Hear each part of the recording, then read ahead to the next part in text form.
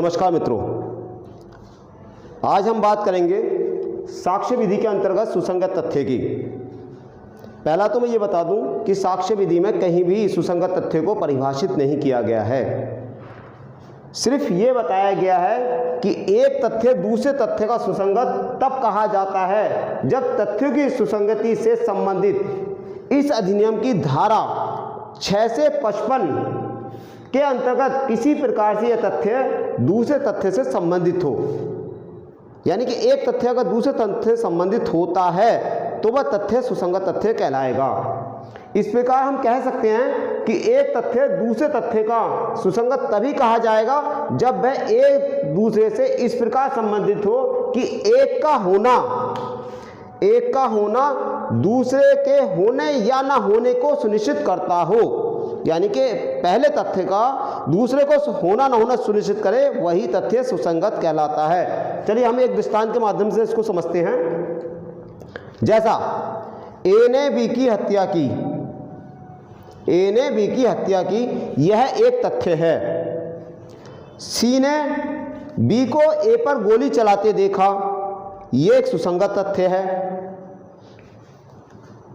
सी का ए को बी पर गोली चलाते देखा जाना, सी का बी पर गोली चलाते हुए देखा जाना, ए को बी पर गोली चलाते देखा जाना दूसरे तथ्य अर्थात यह कि ए ने बी की हत्या की है सुनिश्चित करता है, इसलिए वह सुसंगत तथ्य कहलाता है। कौन सा?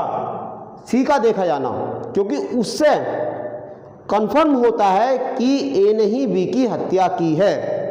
इस प्रकार हम कह सकते हैं कि सुसंगत तथ्य का अर्थ यह हुआ कि दो तथ्यों का आपस में एक ऐसा संबंध है जिसके एक तथ्य के कारण तथा दूसरे तथ्य का कार्य होता है।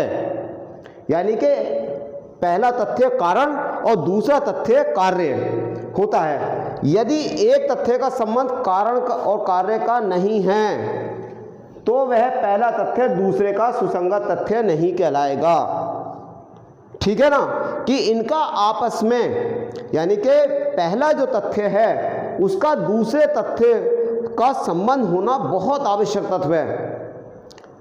इसलिए सुसंगत तथ्य जो होते हैं वो विवादित तथ्यों को सुलझाने में बहुत महत्वपूर्ण भूमिका अदा करते हैं। उन्हीं का होना ना होना उस तथ्य पर ही निर्भर करता है, और उसी के आधार पर ही कोर्ट यानी कि न्यायालय निर्णय देता है।